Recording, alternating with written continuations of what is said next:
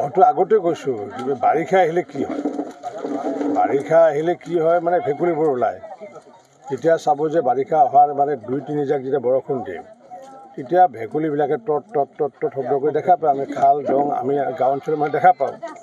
আৰু বাৰিষাটো নোহোৱাৰ পিছত ভেকুলীৰ শব্দ শুনে নেকি? নুশুনে।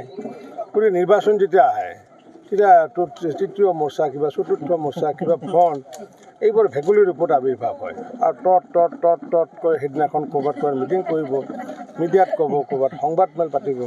আৰু যেতিয়া নিৰ্বাচনটো পাৰ হয় তেতিয়া আকৌ নোহোৱা হয়, ভেকুলী নোহোৱা হয়। গতিকে বিৰোধী হৈছে মানে ভেকুলীৰ মানে টট টট টট।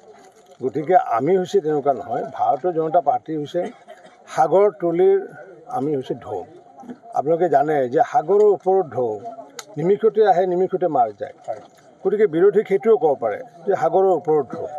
ভেকুলী যদি ক'ব টান পায় কোনোবাই, কংগ্ৰেছে যদি শুনিবলৈ বেয়া পায়, তেওঁলোকে এনেকৈও শুনিব পাৰে যে সাগৰৰ ওপৰত ঢৌ, নিমিষতে আহে নিমিষতে মাৰ যায়। আৰু ভাৰতীয় জনতা পাৰ্টি বা NDA হৈছে সাগৰ তলিৰ নিৰবিচ্ছিন্ন ঢৌ।